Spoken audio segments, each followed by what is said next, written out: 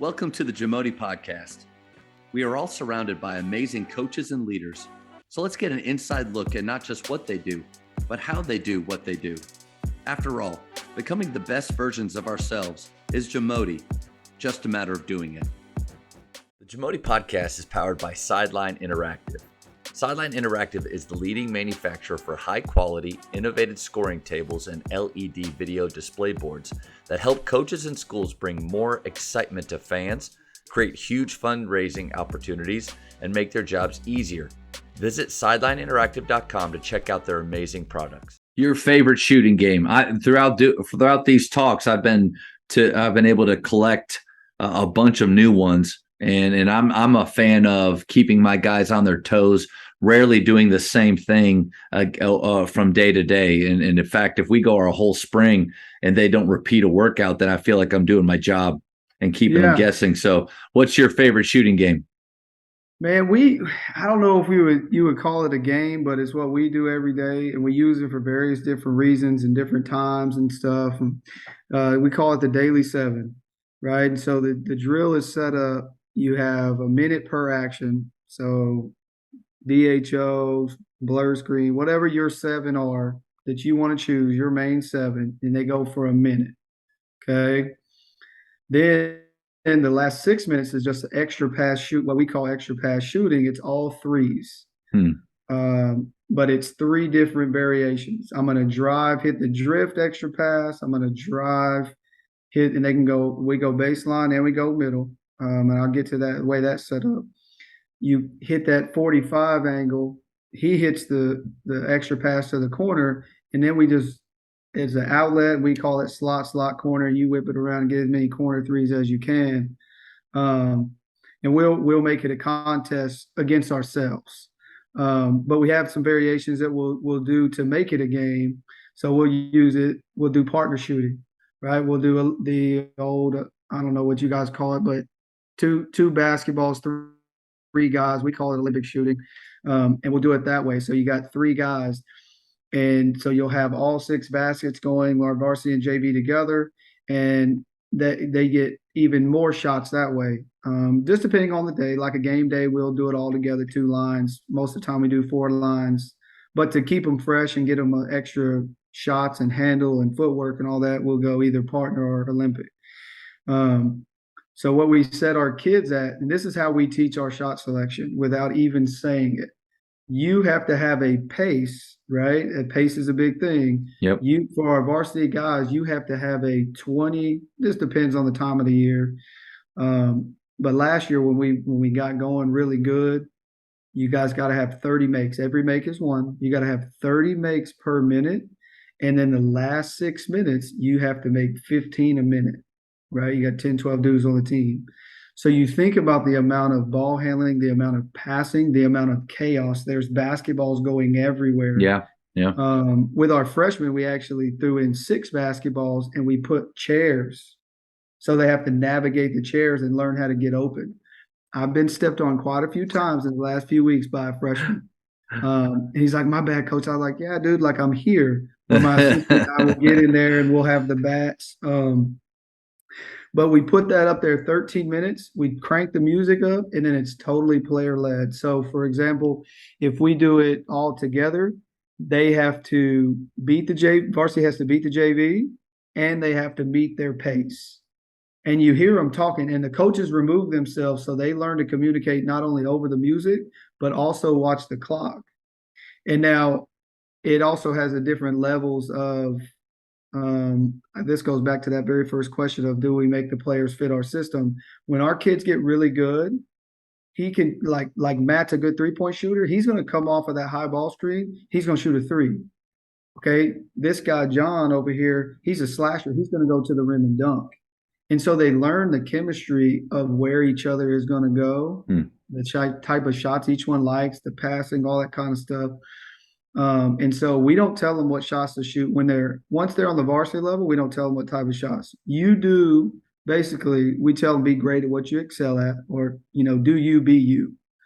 Now with the younger ones, we'll break, like with our freshmen, we're finishing with that we can, every time, or it's a 1-2 pull up jumper, very simple. and we give them the finish, the footwork, stuff like that. Now, if we go partner shooting, we may go.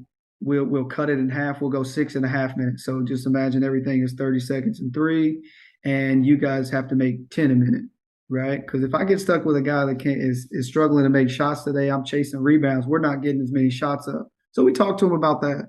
It's a great conditioner. Yeah. The dudes are literally running for 13 minutes, and then like I said, on game days we'll cut down to half the time, half the whatever. But it's something you can do fast and furious.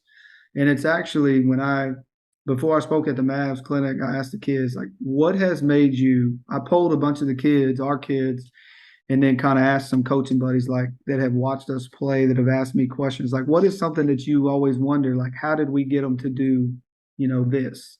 And passing came up a lot. And so I asked the kids, I personally think it's because we create so much chaos and so many obstacles for them to be around.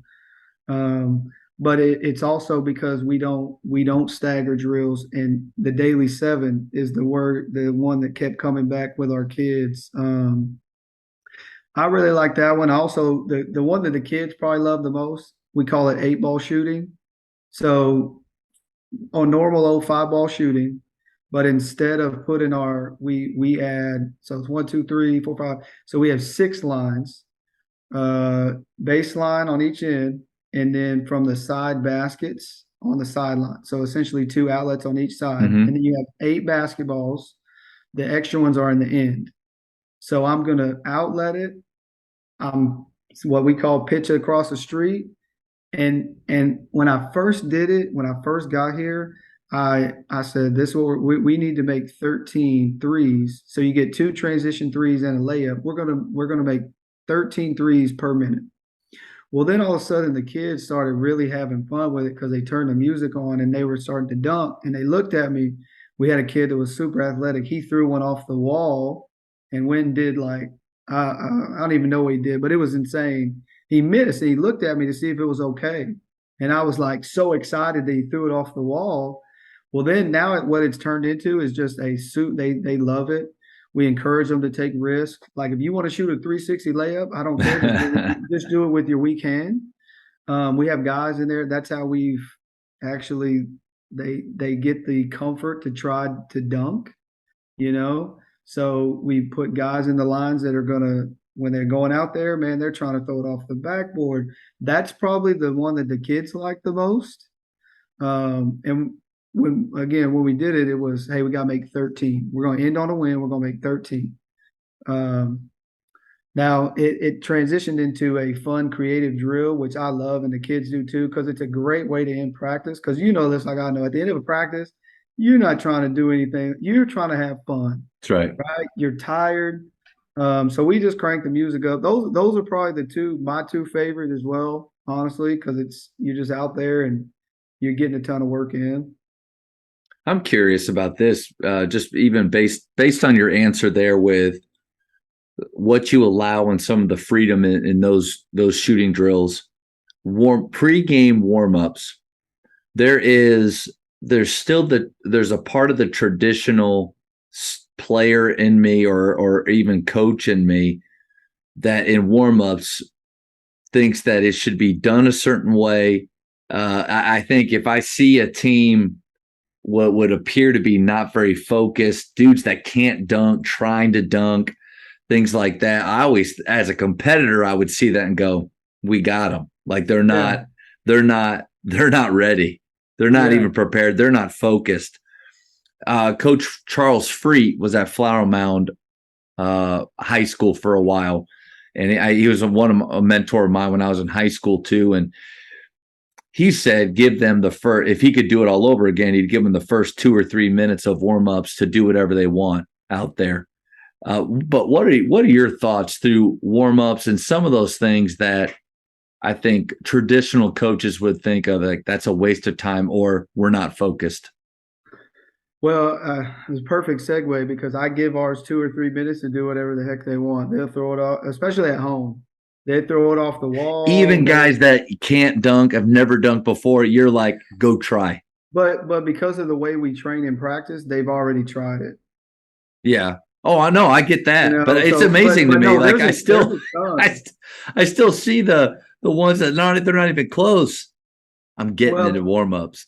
they Okay. don't because I think that goes speaks back to the relationships that we do our best to build. You know, they're not always perfect, but getting our kids to be honest and humble with them.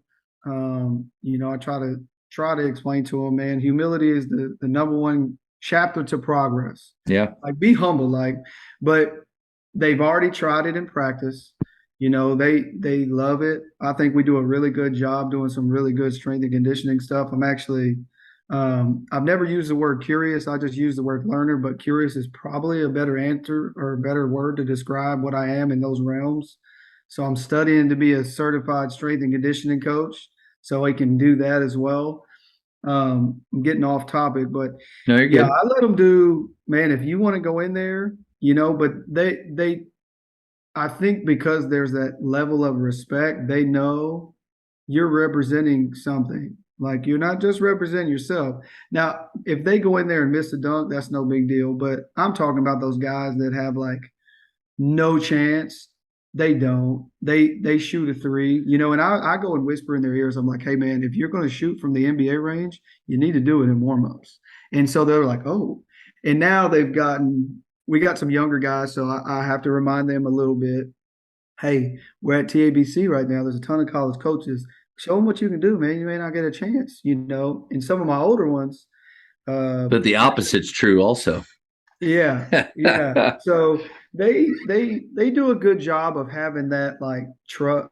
We have that kind of trust relationship to where like if they're not even close, they won't try it. They'll Yeah. shoot a three or they'll get into a dribble move or whatever. But what we do is, hey guys, you have given a normal warm up time. Hey, when the refs comes out, we're going to get into kind of what we call our shell series. Do it a couple of times, and then we go right into the extra pass shooting portion. We don't do the daily seven, but we just get up a ton of threes. And honestly, it's kind of crazy when we play people that don't know us. And when I first got here, it was like, what are they doing? They just shot like 500 threes in 10 minutes. Yeah. And it kind of is opposite of what you're saying. They're like, holy cow, like, what are these guys doing? They're just shooting a ton of threes. And so I try to give a lot. You know, it's makes me think about shoes. You know, I used to be the same way. I Yeah. played for guys like we're going to wear the same shoes. And now it's actually better. I don't have to pick them, so I don't That's have to right. worry if the kids are going to be mad at me. Yep. Um, and about halfway through the season, my first year, I said, you know what, fellas, do y'all even like these shoes? And one of them was like, no, they hurt my feet. I said, you know what, man, you wear whatever you feel comfortable in and you're going to ball out. Yeah. So we went and played a team that was purple. He wore purple shoes. We're navy blue and Vegas gold, but he had 18 or 20, but he felt good. And Yeah. so I'm like, hey, man, you know, we had the old jewelry thing in practice. Yeah. Do not wear jewelry and tuck your shirt in always. Um, and so I started noticing them, and it kind of speaks to the way that I'm really fascinated with the psychology of like just interactions with people, Mhm. right? And so I'm watching our kids. Well, we had these three kids, really good buddies. Two of them just graduated. They came out with chains on. So I say, you know what? There's some. I'm gonna let it ride for right now. I'm gonna see what happens. Before you knew it, the whole team, the whole varsity had a chain on. Even guys that like didn't have one, they went and got one. So it became this team camaraderie thing. Do you know I didn't have to tell one single kid, hey man, you forgot your chain on in warm-ups, go take it off. Right? Same thing with tucking their shirts in. I used to be Yeah.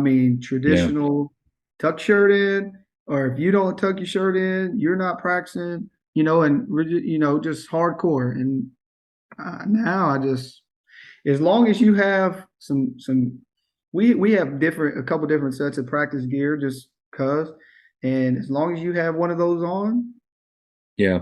I'm good. I think that every year, one of the things I try to do is evaluate everything that we do, everything that I'm asking them to do, and just figure out is that the best way? Do I Yeah. really care about that? And if I don't, or if it's not, then you change it. And so with shoes, with those 2 or 3 minutes, I just don't, for coaches out there that like, I couldn't look at that. Don't look at it. Literally don't look down that side of the floor during those 3 minutes. Don't get riled up for no reason. I sit there and I sit in my chair and I watch the opponents during those 3 minutes. And then as soon as those 3 minutes are up and they start doing, because in my opinion, individual or warm ups is individual skill work. And so our Yeah. goal is to get up as many shots as possible in that amount of time. And so after those 2 or 3 minutes, it is all shooting leading up to when I finally, bring them in. Yeah. Same with halftime. I mean, eliminating halftime talks so that they can shoot more.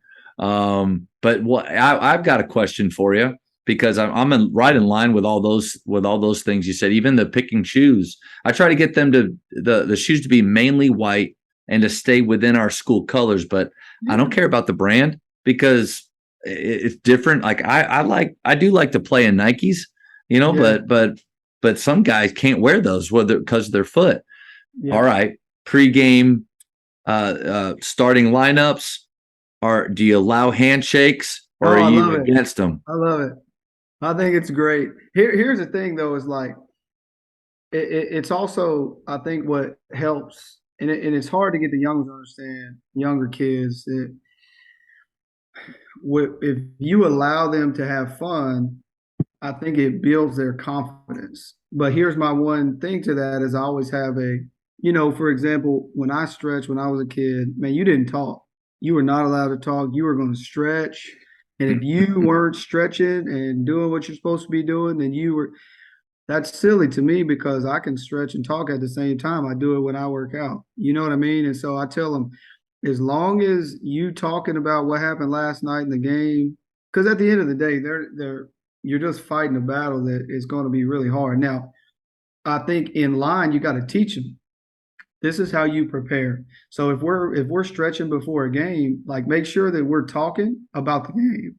Yeah. Now, if we're in practice and we're stretching, and you're talking about the NBA game that went on last night, I'm cool with that, because it's you spend so much time together that they have to learn how to talk to one another about something that's relevant to them and that they care Man, about. that's a good If point. if you want them to talk about the things that you want them to talk about, it's kind of like our daily seven.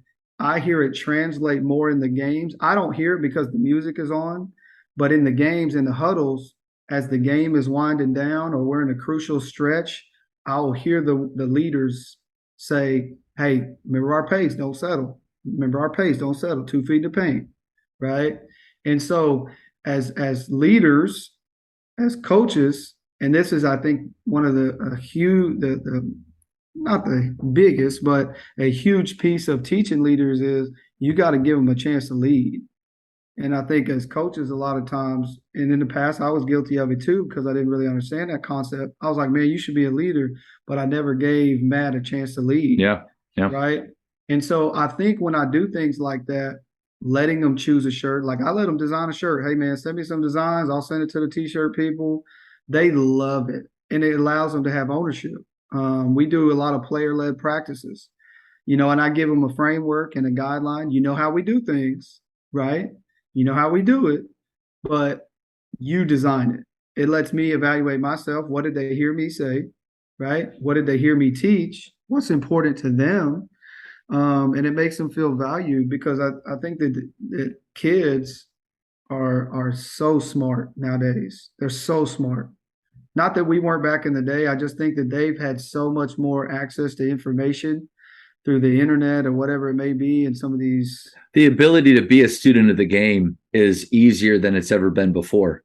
They have access to so much more.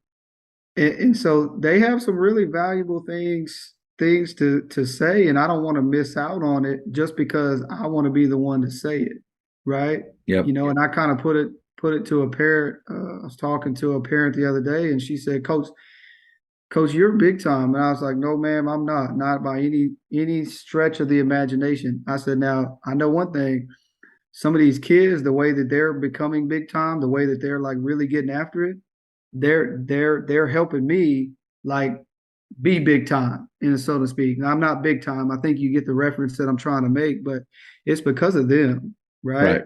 I'm a Right. firm believer in that. And so I just think letting them have little things like that, like I've let older ones lead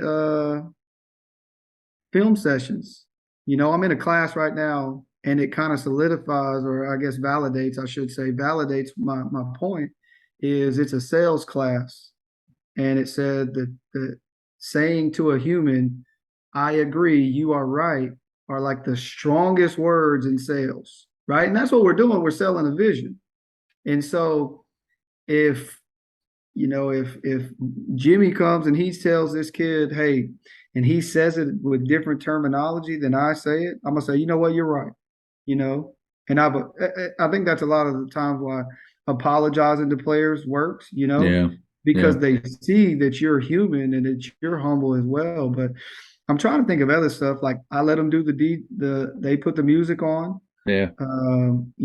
My clean, gotta be clean. No bad stuff. See, I put my players in a tough spot with that one because I do want them to choose their music, but being at Grapevine Faith Christian School, we have to be really careful, and not from like a school's perspective, but it's more of a mission based where, if we have somebody come into the school that's not a believer, but we have music playing that either has lyrics or even has things that are bleeped out, and these are very popular secular songs. We got Grapevine. We have faith on our chest. Like they're obviously everybody is a hypocrite to a point. No one's perfect, right? But we want to do our very, very best not to confuse people when they come into the gym. So I do let them choose the music, but it has to be Christian rap, so that we are above reproach in that. And there's some good stuff out there, but it's not what I would imagine they would choose if they could, anywhere. But the other thing that I think you stretched me a little bit is I've never let my guys do handshakes, because again, there's a part of it where like, what are those for? Like, what does it benefit? How does it lead us to winning? And but then that goes against. I mean, we do a ton of stuff just because it's fun. Like we do a ton of stuff just because it's fun. So why am I? So here's an activity for coaches at the end of the season is ask your players that are outgoing what's something that they loved that we need to keep doing, something that they wish we did, and something that they don't want us that we shouldn't do anymore. Ask them those three things. And so I asked these seniors from the last year, and I tried to look for some similarities between, and what we shouldn't do anymore. Some of those were just out there like, okay, thank you for your input. I'm good. The things that they liked validated some stuff like, okay, yeah, we need to keep that. We need to keep doing that. What they wish we did, all of them said pregame handshakes. Well, let me ask you this. Because as a coach, you're trying to sell a vision, right? The buy-in of the program. Do you want them upset that they didn't get to do the handshake, or so fired up? And that's kind of my thing. And so I follow it up with this question. And that's why I've always let them do it. Now, obviously, I'm like, hey, make sure it's appropriate. Yeah. Which we have really I don't want like a snake charmer out there and a guy slithering up, What do you think about celebrations? I make a big three. I make a big three, I dunk on somebody, something of that nature. Are you for those? Because that's another one of those traditional things that, places I've been in the past or people that I played for, you didn't do that. Right. You scored it and you got back. But that's not the culture of the game that we live in today. True. So what is your would you let them do you let the kids do those? I make a three, do I get to, or whatever it is they do? I think if a guy is run down the floor doing, making a three in his hand, if he does something super quick. I'm not a fan of the arrows. Like I don't like it. Here's what I like, and I think because like if humility, enthusiasm, if some of those are a part of your culture, those two things sometimes there's a little bit of friction Yeah, with enthusiasm and humility. So yeah, how enthusiastic can we be while maintaining a humble presence? So I would rather one guy makes a three and the other four are doing things for him, towards yeah, him, rather than him self-promoting in that moment. And then here's another thing too is the game's not over. We're still playing. Like stay in the moment. That's great. yeah, Because here's where I'm going with that. The way we approach shooting is the make or miss doesn't matter. We're NATO. We're not attached to the outcome. So if they miss a shot, we shouldn't be negative. We should just prepare for the next one on defense now. What's next? If I make a shot, I also should, it's a Dick DeVenzio for the PGC, act like I've been there before, act yeah, like I've done it before. So there's a part of me that, although I love celebrations, I mean, we have a culture of celebrations. We snap for everything as a way of almost saying amen or agreeing with that person. I like for our bench to be up. I didn't even realize it, but our bench a few years ago, they were having some of that like Monmouth type of deals on the end. yeah, I didn't mind that. I didn't mind that. So, but I think all to circle back around, I would like for them to be as excited as possible for what they just did while maintaining humility and remembering that it's not about them. yeah, I would love for their teammates to be so hyped up for them that they feel like they don't have to do anything themselves. yeah. I think It's that's where just I am finding on it. that. It's just finding that fine line. It is. I It's just hard. tell them, hey, if for example, if you dunk on somebody and you tap your head real quick, as long as you're sprinting back on defense because you understand you got a job and you've been there before, you know. But the second that you make it to where you're like blowing kisses at somebody or I'm pointing in somebody's Yeah. face or, something silly. I had a kid that I didn't really get the reference, but he would make a three. And as he was sprinting back to get back on defense, he would do the phone call. I never really got it. He thought it was hilarious, but he sprinted back. He Yeah. was never, I Yeah. don't say never because never say never, but 99% of the time he was back on defense because he was just sprinting like this, you know. And so I try to find ways like that because to the kiddos, like the handshakes and the celebrations, I think to them it's a huge deal. To us, it's like, man, you're just making a phone call. Like it's Yeah. not a big deal. But to push back a little bit, and because this is the friction that I feel with it, is as much freedom as I want them to have, as much fun. Like I don't think it's bad for them to enjoy coming to the gym every day. And the whole my practice is like Hoosiers. I love the movie, but he's wrong. He's wrong on a lot of things, but Yeah, offensively, but he's definitely wrong on my practices aren't designed for your fun. Our guys can choose to do so many different things besides be in the gym with us. So I feel like there's an honor in that we need to allow them while they're improving within our style of play to have some fun. But then here's another thing. And the phone does that. Our culture does that is this age of self-promotion. Like I think your style of play and our style of play leads to incredible performances where guys will hit 10 to 12 threes in a game occasionally and score a bunch of points, do amazing things, and they're going to get promoted. We're going to do it through social media. The newspaper's going to promote them, some ranking or whatever, and our program's going to celebrate them. And we have a healthy conversation with our guys about the why behind that and what that means. But then I almost feel like there are some guardrails that I need to put up with them. And sometimes, okay, I understand that you could go farther with self-promotion and celebration in that moment, but how about a little restraint there? When I'm giving so much in other ways, or our program is naturally doing this. And I think that's where I still land on things like that.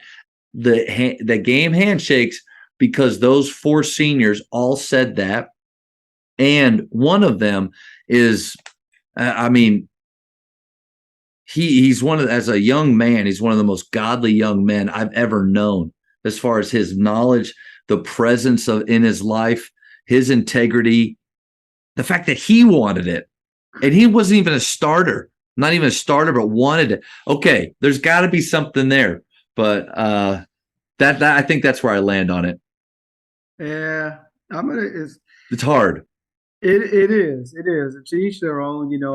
I see the value in it as long as I teach them on the other side, on the flip Yep. side, like, hey, this is how we're going to handle things. It's just like winning.